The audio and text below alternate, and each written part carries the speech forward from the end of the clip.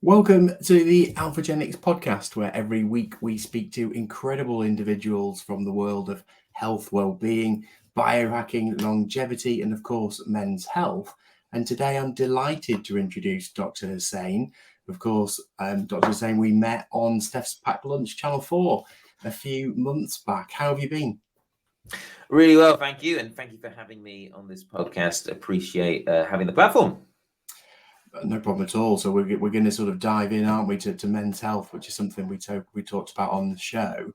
And in particular, I think really important that we don't just talk about how to treat it once it's a problem, but what can we do as men to prevent it becoming a problem in the first place? 100%. I think too many of the patients that I see, it only comes into the sort of sphere of knowledge or understanding when they have got significant symptoms, when it's causing serious problems and we're having to make serious kind of treatment options and plans. When I feel that it's something we should be thinking about really from the get-go of adulthood, you know, you need to start realizing that your testosterone will start dropping, especially if you don't do the right things within sort of what's in your control. And you also need to be aware of the symptoms, because otherwise, for many, you can present really late after it's already damaged your quality of life, your social life, your emotional life, your sexual life. So there's so many different areas it can influence. Yeah, 100%. So do you think we should therefore be thinking about it once a man reaches 30 and we know statistically they're going to start to see a decline? Or do you actually think we should be addressing this much earlier and perhaps bringing it into the curriculum? Should we be learning about this at school? It's tricky because kids in particular, we remember what it was like to be a kid, I'm sure. We think we're indestructible. You think you don't have to think about these things. It only happens to old people. So what do you think? Is there a right or wrong answer? I think knowledge needs to be from an early age. And yes, in schools, kids are taught about the menopause during the biology up through GCSE. You know, even I was back when I was in school. I'm sure it's much better now. But like even in medical school, I wasn't really taught much about the andropause and about the sort of what testosterone did over the lifetime. It's only been through clinical practice and through extra learning outside of that you know, I've equipped myself with that knowledge.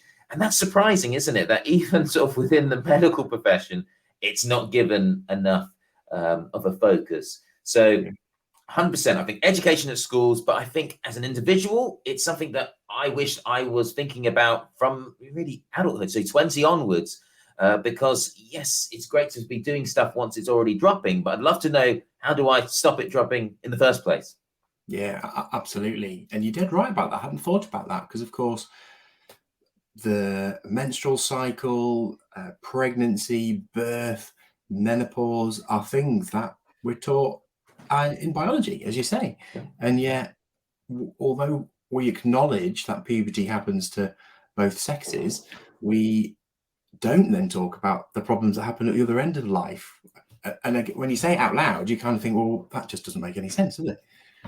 Totally. And something that's often sort of represented is that like men have worse health outcomes than women. Like that is across the board in nearly all conditions. And so we need to be putting way more focus on men's health. The amount of men's health specialists in the UK is tiny compared to the amount of women's health. And not that I want women's health numbers to drop, not at all. But I feel given that men's health, the outcomes are worse, it should be at least comparative at the bare minimum. Yeah, absolutely. Why is that? Why do our men's outcomes worse? There's a number of theories put behind it. One, there is definitely a physiological element where for women, estrogen is really protective against the main killer in the Western world, which is cardiovascular disease. Mm-hmm. In terms of presenting to services, men present far less to health services, and they often present far later, and that will definitely impact outcomes. And also we see certain lifestyle behaviors is more common in men. So for example, increased weight, it's higher in the male population compared to the female population. alcohol consumption higher, smoking generally higher. So there's a combination of things at play there. Exactly which one's got the biggest priority, unknown, but they're all things that we need to work on. Yeah, definitely. What is it, do you think, about men in particular that make our behaviours less healthy, if that made sense? Yeah. Like, why do we embrace alcoholism or overeating more than our female partners? I think a lot of it, it's important not to generalize, but there are definite trends between how sort of the male behavior and the female behavior work. Men are far more isolated in how they manage problems, in how they make decisions and their thoughts. So they like to try to solve things. They like to try to solve things themselves. So sometimes they'll use alcohol in an unhealthy way to remedy something, to medicate maybe depression, to ease pain. And although this is not a healthy way of doing it, it does serve a purpose and it does work in the short term. Same in presentation with regards to mental health or with physical symptoms. Often they'll want to try and make changes themselves before they get help, whether it's a sign of weakness, whether it's a fear of being labeled. It's something that, like, in some respects can be a positive, because we want people to be independent. We want them to self-care as much as possible, but we need that to be with the right knowledge and the right understanding. I'm more than happy for someone to take on their health and make their own decisions, as long as they know the best ways to do that, and they're avoiding using any sort of harmful substances in that process. Because yes, what we don't want is for men to feel like they need to just unburden all of their problems if they feel like they're coping. But I think the key here is that when men are struggling, it's important to know the point at which you need to now seek help. What is that threshold by which you decide that you're going to get outside support? And sometimes it's a bit too far, then some leave it. Yeah, I love that. And you said something really important in there, because quite often you just hear men need to open up more, men need to share, need to talk, but it isn't that easy. And also, if you do take that away, what's left? Because a large part of, you could say, the masculine energy is that stability. So if you take too much of that away, what are you going to leave somebody with? So I think, you have to have that balance between independence, confidence, but also you have to know when to ask. And I suspect a lot of this does obviously go back, of course, to our Paleolithic ancestors, when the pack was very different, wasn't it? The men would go off and hunt. They were quiet, contemplative. They were doing their job, couldn't speak. Perhaps they didn't want to scare the animals away. But the ladies were at home, and in order to nest, they would talk more. Yeah, 100%. And I think that's really important, because often I hear a lot of people saying that, men just need to unload, they need to open up completely, like that's the whole aim. And there is an element, yes, they need to communicate sometimes a bit better, a little bit earlier, but we don't want to lose that kind of individuality and confidence that comes with often sort of natural masculinity, because it is actually protective. With a number of health markers, we are behind women, but when it comes to actual sort of mental health, for example, 1 in 4 women will suffer with depression, but only 1 in 10 men. So, like, there are protective elements in that sort of ownership and keeping things and responsible. And it isn't always the best thing to share everything. Sometimes some things can be left and reflected on internally. It's just, as long as you know when you're out of your depth. I think that's the key. Men need to know that we've all got limitations, and there's sometimes that you can't fix that problem on your own. That's when you need to start, seeking help. But I definitely don't want to make people feel like every problem they come up with, they need to seek help. Not at all. I think that's not going to be helpful. Yeah, I love that. And I'm so pleased you said that, because sometimes the message, it seems to be the opposite. It's every time you wake up and you have a bad day, tell everyone that you have terrible mental health and to go and seek help. And, bad days are okay. Everybody has a bad day. And something else you said there, you've got to be mindful of that. and report it at the right time to the right person. Yeah. Because if you unload on your boss, but your boss isn't ready for that, maybe you get sacked, and that makes your personal and financial situation worse. So doing it at the right time, definitely, and to the right person. 100%. So what's your take on masculinity then? Because this is a really hot topic, I think. And I believe a lot of young men in particular now are scared to use the word or to act in a masculine way for fear that they are doing something wrong.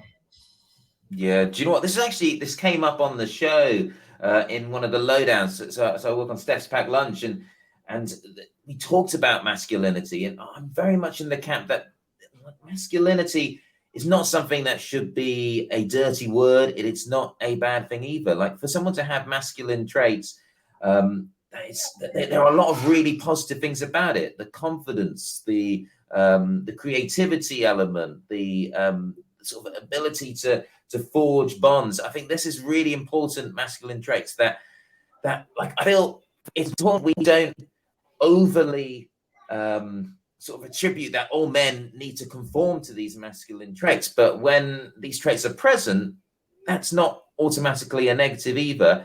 We just need to be careful of some of the traits that are associated with masculinity that are toxic, and those 100% need to be discouraged and not encouraged. But again, I don't see those traits only in men. I see them in all walks of life, in women as well.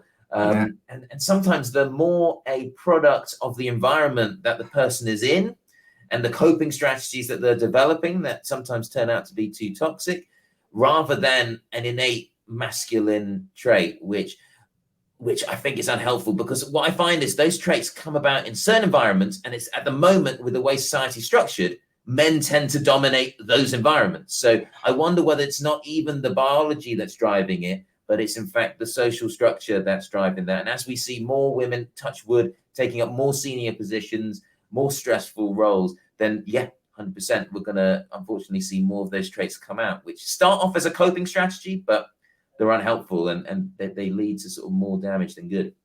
But yeah, as I mentioned though, that was really pleasing for you to sort of hear you say that as well, because I take it a step further and say that if you think about one of the most widely utilized toxic masculine traits of, say, bullying or aggression, I would say that's not a masculine trait. It's just a behavior. So we should be looking to eradicate toxic behaviors. And I think one of the most dangerous things that has happened, scary things to young men, is that the link between masculinity and toxicity has somehow been brought together. And that should never have happened, in my opinion, because it scares young men away. They're scared to step into their own power, I think. Absolutely. I really dislike it, because you then women that are successful and, let's say, are confident and bold, then they start saying, oh, they're manly, and it's just like, no, these are just behaviors that come with certain roles and professions and skill sets. It's got nothing to do with it. It's got nothing to do with whether they're a man or a woman. And I think women must get really frustrated with that if they're successful and confident, and they must feel like I'm no less of a woman for doing that. Yeah, absolutely. It's almost like a backhanded compliment, isn't it? Like, oh, well done, you're more manly now. Probably couldn't have done it by yourself, but you've adopted some of our standards as well. And I guess if you think about, aggression as well, whilst 90% of the time, I would say that is something that we don't want. You probably want a level of it in professional sport. If you're going to win the Olympics, you probably need to push a bit harder. Yeah. And what if there's conflict in the world? What if someone attacked you in your family when you were out?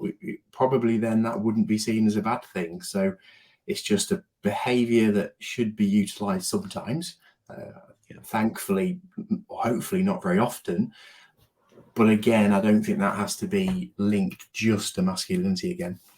Correct. And I think, like, that natural aggression, we have to admit, that's within us. That's in our animal code. It's there for our survival. And I think it's really important that people have outlets for that. You touched on that, whether it be sport, whether it be going to the gym, whatever that may be, you need an outlet to release that. because if you live a life that's devoid of those kind of expressions and letting go in that sense, then these things just build up. They impact your mental health, they impact your psyche. So for me, one of the really important things that I try to encourage young men from an early age to build that into their life, having that kind of structure and that outlet to release that energy just makes them calmer. Everyone says, when they've gone for, let's say, a run or they've done a gym session, they just feel calmer, they feel more settled, they're less likely to have a temper. These things, it's not rocket science. You need those outlets, otherwise just the pressure builds. Yeah, 100%. And probably we've gone down a little bit of a rabbit hole there, haven't we? So it's probably a good time to come back to where we set out, and when do we start talking to people? Great idea, I think. Yeah, let's build it into the curriculum, just like we do with the female cycle as well. And then through adolescence, coming through into our 20s, be great if men were educated to see the early signs. And in your experience, obviously, with men coming through to your clinic and when they come to see you, what's some of the first symptoms that someone might potentially present with? Yeah, there's a whole host, as we know. The number of symptoms that you can present with is quite wide, but there's 3 really common ones. And that is all around sexual symptoms, if I'm being honest. They're the ones that normally trigger people to go, yep, I need help. And that's around erectile dysfunction. It's a loss of libido, and it's a loss of that sort of early morning erection. So they just find that they just don't have that same quality erection in the morning, and it doesn't happen overnight, but it's just something that they sort of notice that comes across. So those are probably the most common symptoms. I wish that they came in with the symptoms like tiredness or the aches, etc., but no one ever puts it down to it. I suspect even clinicians would struggle to put that kind of symptom down to something like this, because it's so vague. There's so many causes for it, but those are the most common ones. Yeah, 100%. And we get that a lot. It's this vague feeling, and people say, I don't really know what's wrong with me. I can't put my finger up, but something's not quite right. So it is difficult to diagnose, especially in those early stages. And I think you're quite right. If there was ever going to be something that a man would do something about, it's quite likely to be his sexual function and performance. So when someone comes, and it's really important that, because it can destroy people's lives when they just leave it on. You think that sex is such an important part of our lives and our quality of life, and also our relationships and so on and so forth. Like, the amount of people that I see that have left it just to go on and just not seek help, and you see the damage it's done, and some of it just irreparable in terms of sort of relationship damage, that kind of thing. You just wish that people just got a bit of help a little bit earlier, because with all these things, it's always easier to try and treat at the early stages than when it's been the case for 2-3 years. I'd say about a year or 2 is probably the soonest someone tends to come. Like, it's not like they've had problems for 2-3 months. It's normally they admit to having issues for a couple of years. Yeah, they bury their head in the sand, don't they, and just think it might go away. You mentioned communication there. Often they won't talk about it with their other half, so it starts to drive a bit of a divide between them.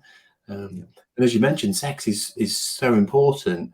On the one hand, we've got basic procreation, but more than that, you've got the connection, you've got the intimacy that relationships need.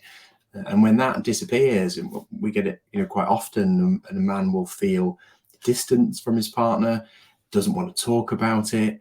When he does maybe talk about it, it comes out in the wrong way. The classic it's me, it's not you, which can be taken in a plethora of ways and often causes an argument.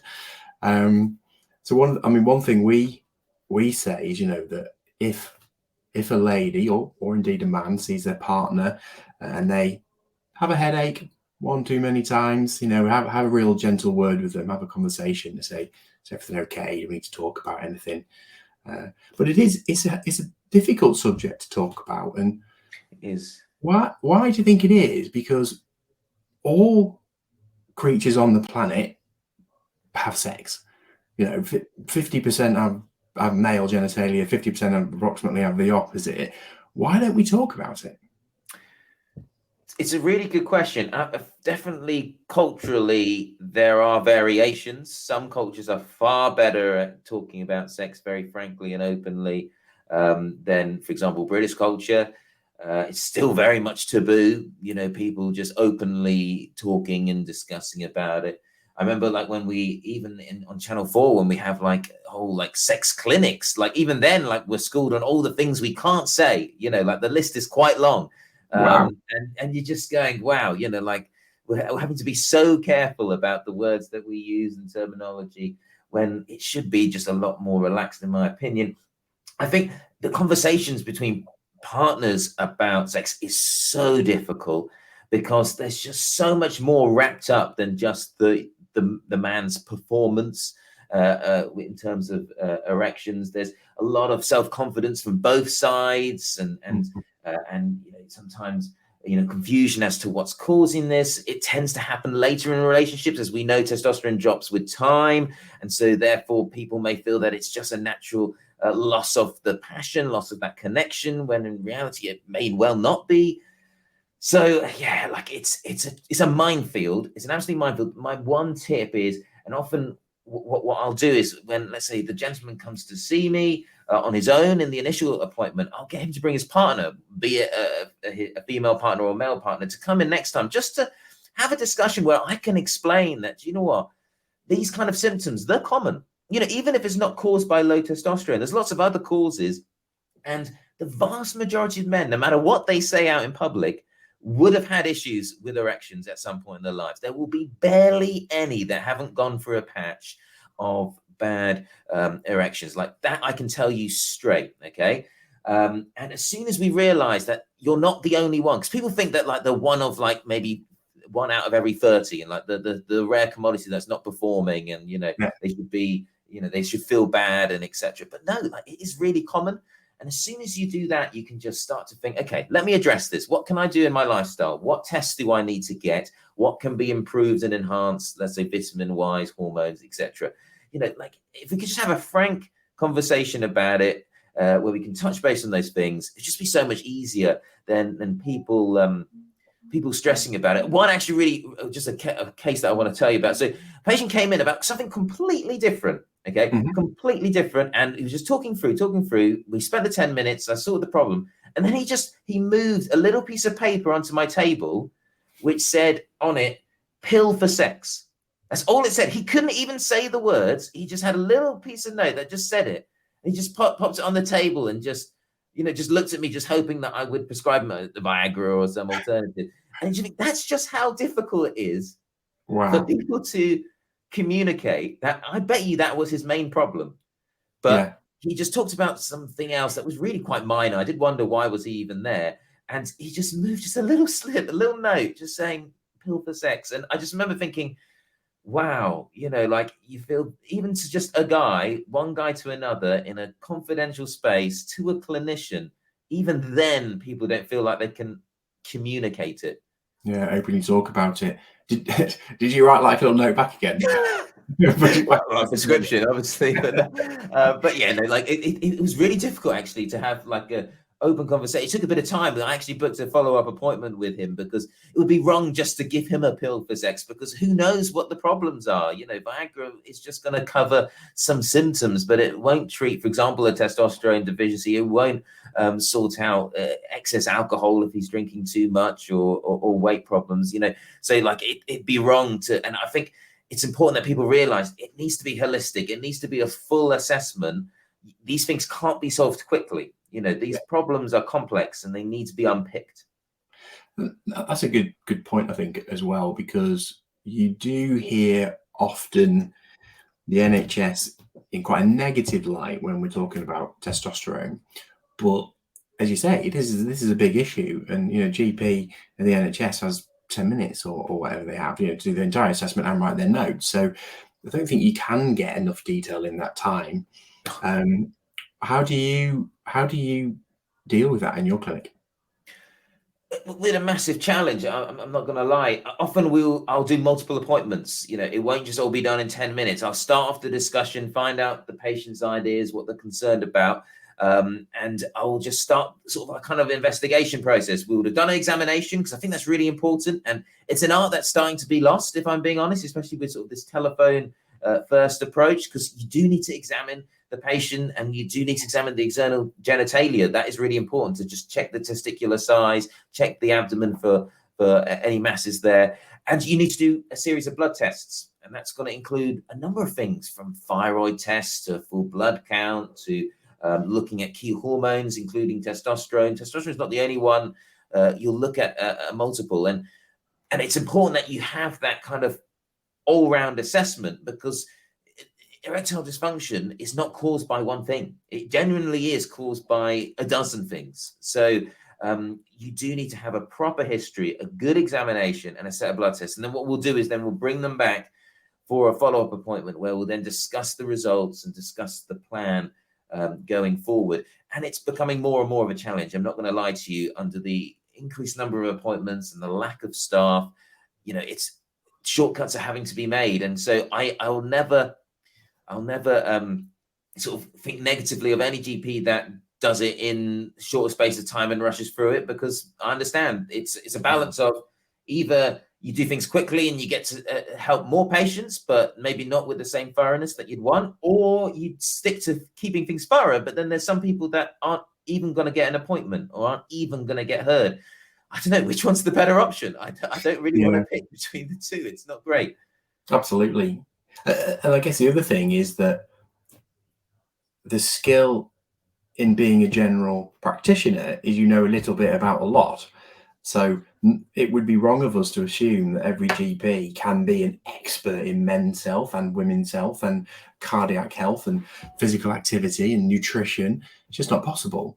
And I think that sometimes gets lost as well, doesn't it? And we expect that they should know everything.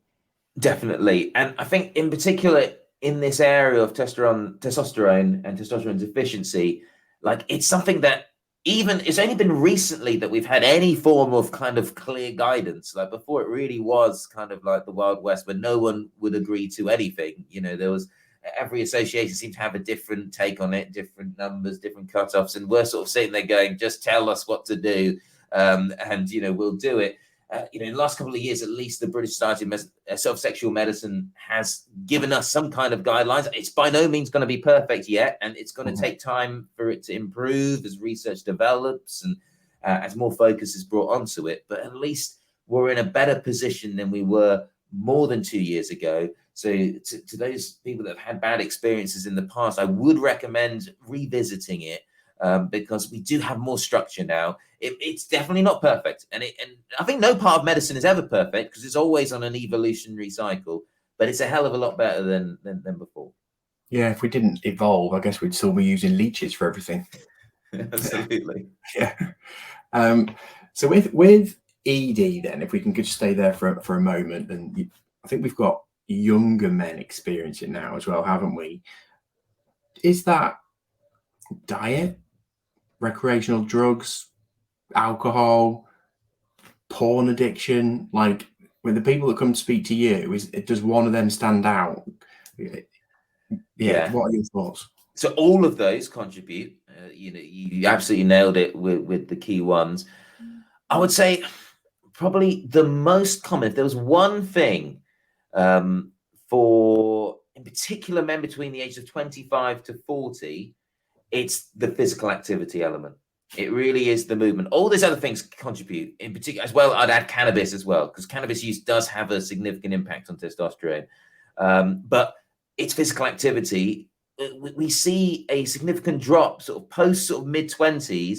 Activity levels just plummet in men. Often it's because, like, previously their activity was related to sport, either through school or university or through friends. And as life becomes more stressful and you get more responsibilities and the family develops, suddenly all these things get pushed out and forgotten and are just past memories. And it's so important, physical activity, not just for humans in general, but men specifically, because it is a key promoter of testosterone. Both aerobic exercise and strength training will boost your testosterone levels. They will protect them from declining.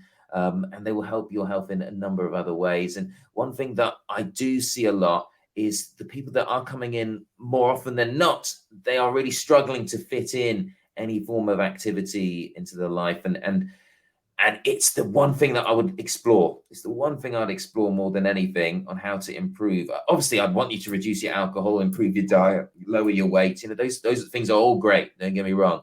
Yeah. If you could only do one thing, that would be it.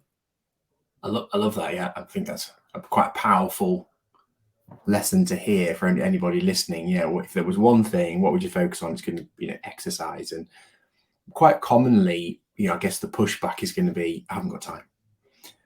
But there's always time, isn't there? I think the key is we all have the same 24 hours in a day. Some of us are busier than others. Some of us are parents. Some of us are not. But if it's important enough, you will make time. 100%. Trust me, you've got time. Okay, you've actually got more than enough time to do it. And one thing that I do, and don't get me wrong, like I'm always sympathetic of everyone's situation, and getting active is not easy. It's difficult. It's tiring, and it's not automatically rewarding until you get into the habit. But I often get them to get the phone out and I say, let's look at the digital time management app. And then we look and we go, okay, so you're spending about an hour on Instagram a day. You're spending, you know, this on that. And I say, on average, how much do you think you're spending on Netflix, etc.? And then we find that, okay, you could probably be getting active about 4 hours a day. Now, I don't want 4 hours a day. I just want half an hour. Okay, that's all I want. And so in reality, like, it's really important that we are honest to ourselves, and because we can be the biggest barrier to our own improvement if we keep saying, oh, I can't do this, I'm not this, or I haven't got time. Because at the end of the day, you've got more than enough time. I'll use my own personal example. 7-8 years ago, I wasn't active in the slightest. Okay, I was extremely sedentary. I was 94 kilos, diagnosed with fatty liver disease. And I'm sure if I did my testosterone level then, it would have been pants. And I used to tell people that I'm working, I've got this, I've got no time. How am I going to get active? Okay. I now train 24 hours a week. Okay. So I found the time. All right. I found the time.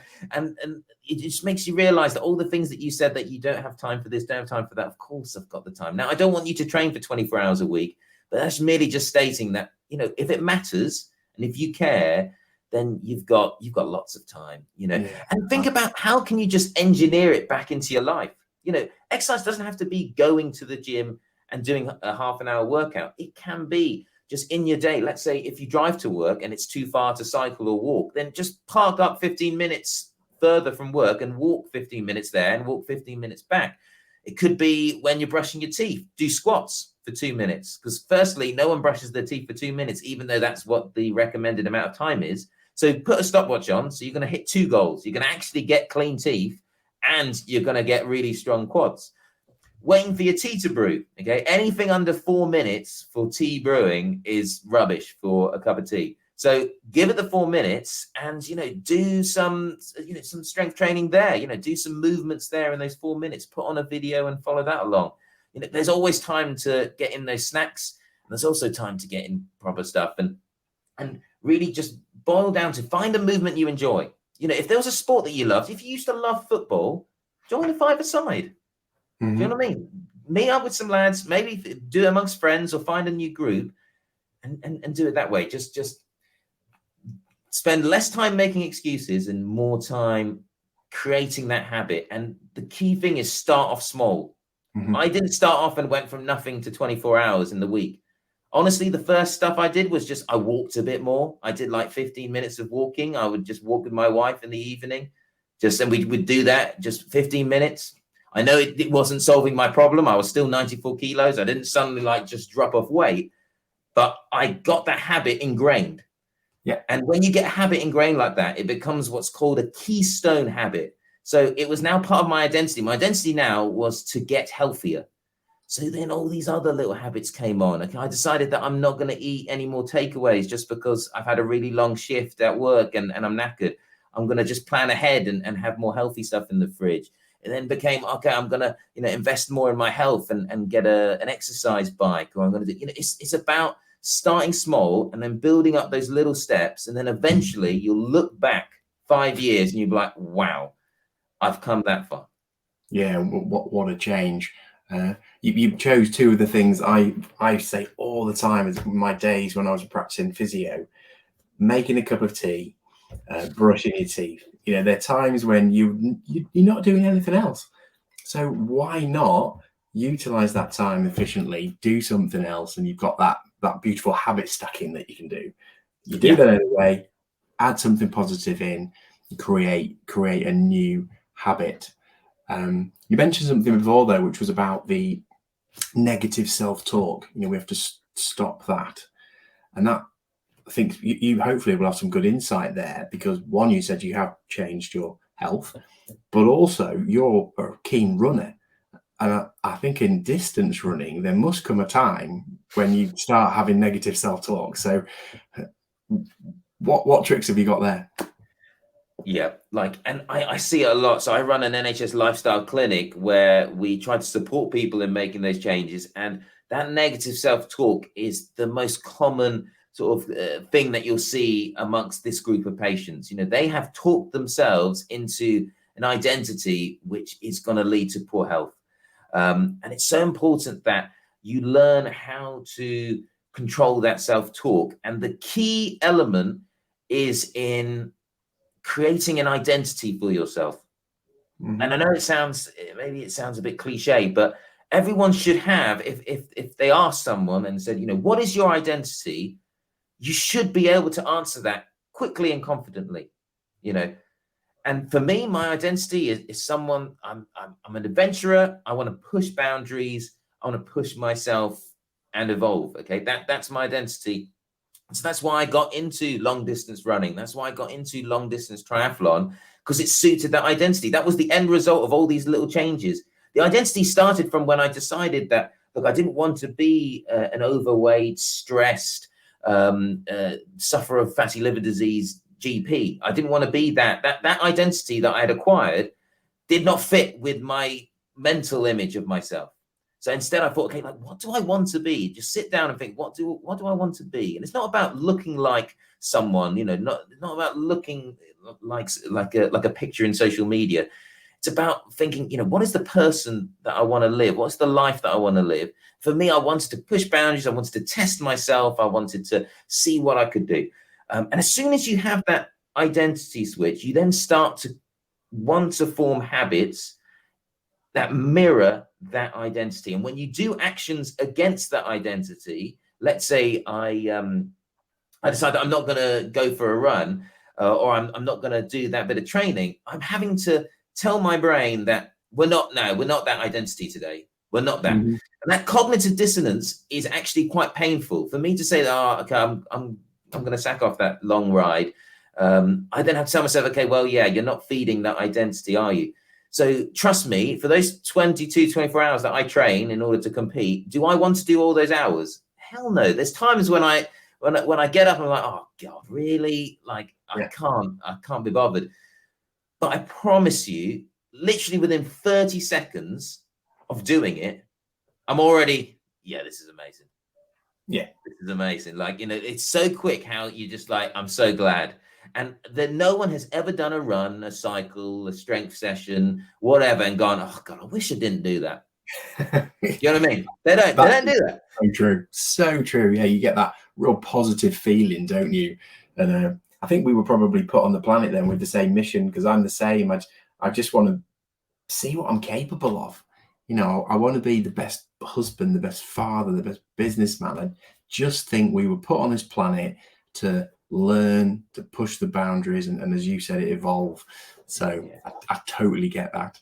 And another thing that I see in particular guys in their 20s and 30s, sort of similar age to myself, is there's this big fear of failure. People don't want to start something if they don't think they're going to be good at it. And when I say good at, what someone else would say that they are good at, because that's what matters more now, is that someone else thinks that you're good at it rather than you are personally good at it. And that is the biggest preventer of success, because you won't ever get good at something if you don't start rubbish at it. Yeah, that's very eloquently put. You have to start somewhere, don't you? So you're going to be rubbish at the beginning, Yeah, but you get better. yeah. Totally. And just that journey, even if you don't get that good based on external measures, then does it matter? Like, when I started and I wanted to do triathlon rides, etc., did I ever think that I was going to the Olympics? Of course, I'm not going to the Olympics, but I've represented my country and I've got to that level. And if you told me that at the beginning, I'd have been like, you are on another planet. But Yeah. so all those things just come naturally. But it should never be an aim to do that. Instead, my aim was I just want to be a better version of myself. I just want tomorrow to be that little bit better than myself. And that's not always going to be achievable in results. Sometimes they're going to be slower. Sometimes I'm not going to be able to lift as much as I normally can. But it's about the time and the effort that you put in. If I put in a little bit more effort, that's what I care about. I'll use the example of yesterday. I had a really long day, lots of driving, and I still did my gym session, and I couldn't lift anywhere near what I normally could. I didn't sit there going, oh, God, I'm going backwards. I sat there and thought, no, well done. You showed up, and you've done your best today, and tomorrow will be a different day. And the key is that I did more effort that day than I've done that before, and you keep moving forward. Yeah, absolutely. That repetition is so important, isn't it? Nobody in the history of the world, ever got fat from eating one pizza, and nobody ever got fit from doing one session in the gym. It's repetition and over time. And it gets easier. The more you repeat it, the easier it gets to jump that hurdle, because it always will be a hurdle. It'll never feel just absolutely automatic that you want to do that run, cycle, gym, whatever. But that sort of mountain that you have to cross mentally to start it gets smaller and smaller to a point now where it's really tiny. I don't need much in order to pretty much, like me just going, God, are you going to go to the gym? That's now enough. Like I'll just go to the gym. Well, before it would be like, oh God, nah, not today. I've got this. I'll do it tomorrow. There's so many reasons not to do it, and often I wouldn't go. But you just keep going. You keep persevering. You keep going when you really don't want to, and eventually you get it ingrained, and it then becomes harder not to do it. And so the days where I can't do it because it's just feasibly not possible, I'm scratching. I'm just like, man, like when am I next going to be able to do it? And that's the position you want to try and get to. Definitely. And the other thing I love about exercise, it gets rid of one of the other key excuses, which is often financial. And exercise doesn't have to cost anything. Go out for a run, go for a walk, go for a bike ride. Or arguably, there's a cost there to buy the bike. But bikes are so cheap. That's another thing. Don't buy the crazy carbon bike, because if anything, you get less exercise. The bike that I use, like for actual training when I'm not competing, is the cheapest, rubbishest bike. That's super heavy, because that's more exercise. 50 kilometers in that is a hell of a lot more exercise than 50 kilometers in my racing bike, which barely even feels like 50K because it just flies. I love that. I've never thought about that. What about the diet argument? Because the common thing you hear is, eating well costs more. Is that true? No, I'll be brutally honest with you. It doesn't cost more. Like the key thing here is, per calorie, ultra processed foods is cheaper. Okay, so per calorie. So that's where often you'll hear sort of, advice coming out saying that, yeah, it's cheap, etc. But trust me, we do not need all the calories that we're currently consuming in the UK. There is a whole host of calories that I want to just remove. So no, like it's not cheaper. If we were creating a nutrition plan that was, for example, men average is 2,500. We're all different, and it all depends on size and etc. But let's just use that number.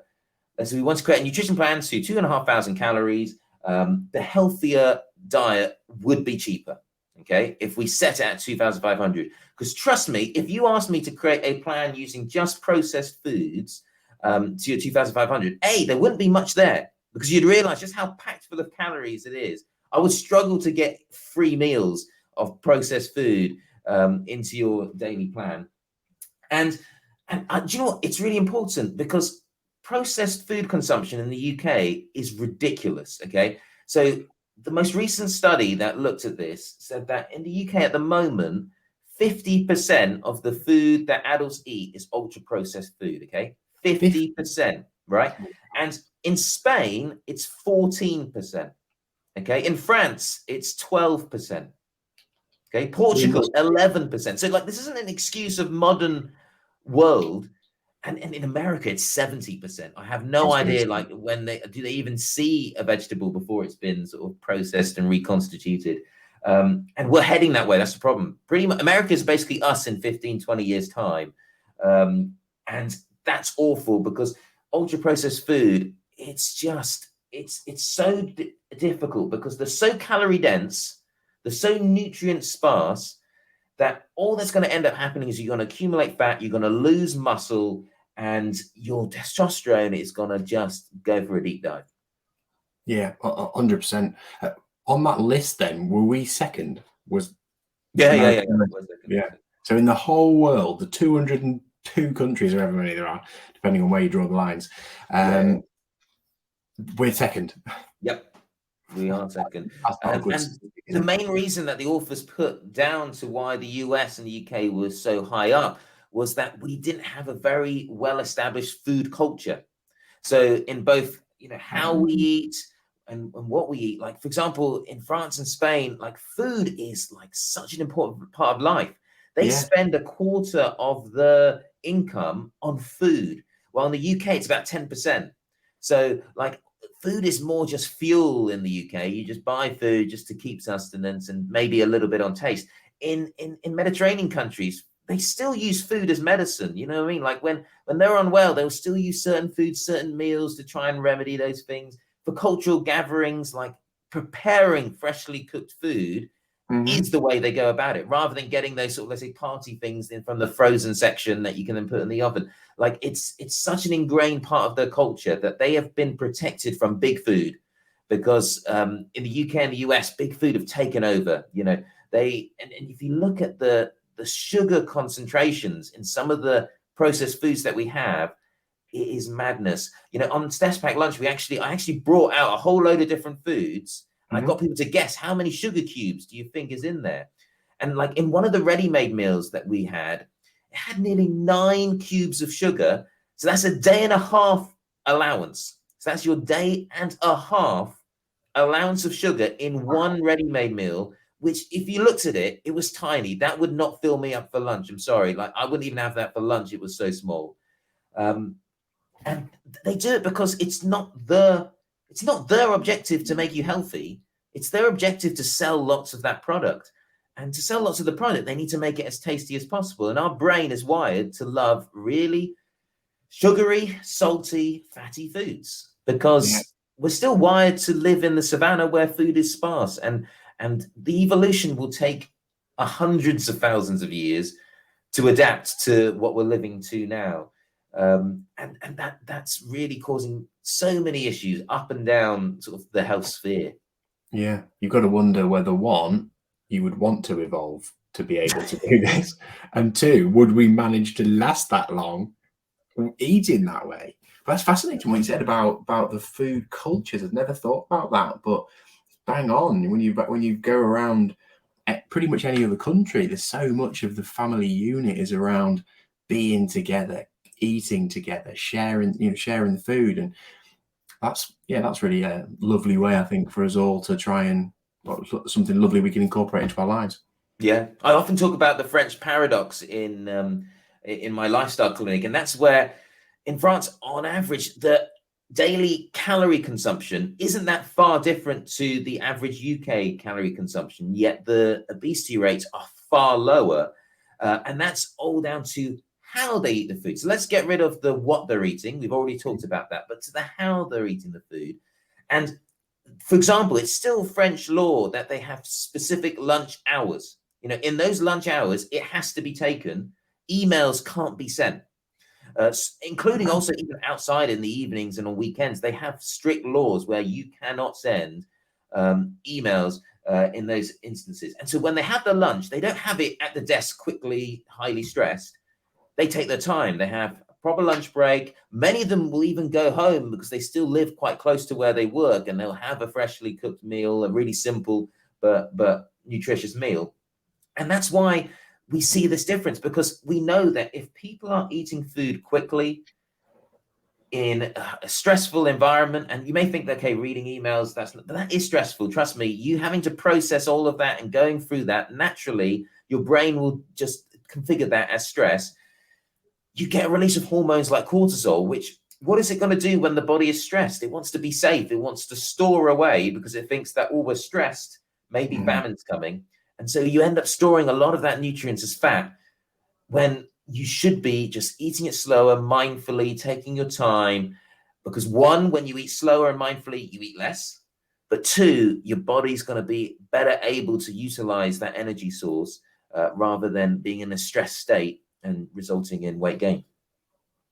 Love it.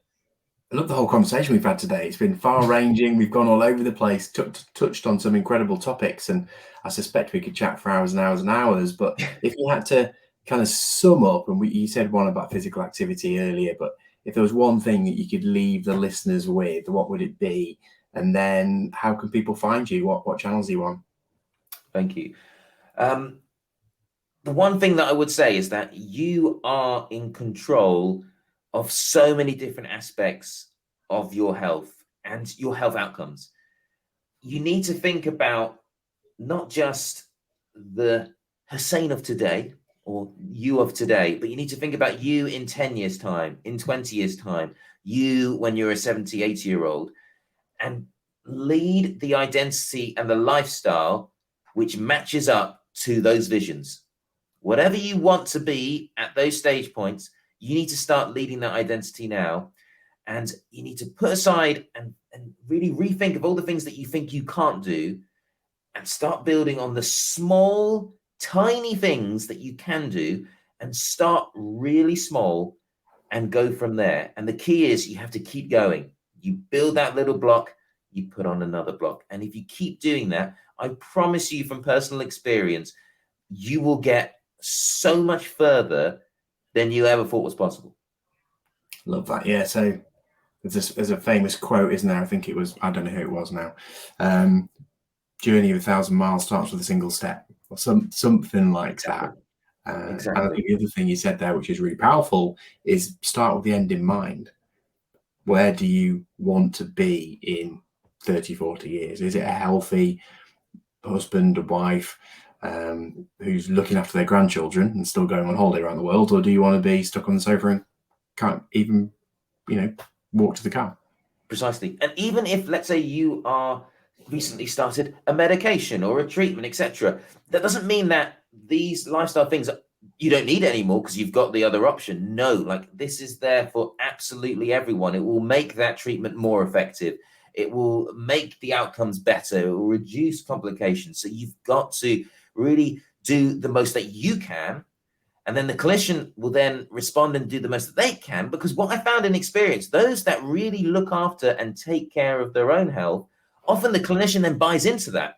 And is even more even more motivated to support you because they can see that, oh yeah, he's doing X, he's doing Y. Okay, what can I do? Maybe I need to explore further. Maybe I need to delve in deeper and really support them on that journey. So you need to show that you're up for the challenge. And then I always find that clinicians will respond just naturally to that because they've got an engaged and motivated patient. Yeah, it's much better, isn't it? It's more fun working with someone when they're engaged. Wonderful. Where do people find you? So they can find me on Instagram. It's at Iron Dr. Haz. That's my sort of nickname for my initials. And on Twitter, it's Zubaidi. So Zubaidi Hussain. Wonderful. Dr. Hussain, it's been an absolute pleasure. Have a wonderful day, and I'm sure we'll speak again soon. Thank you.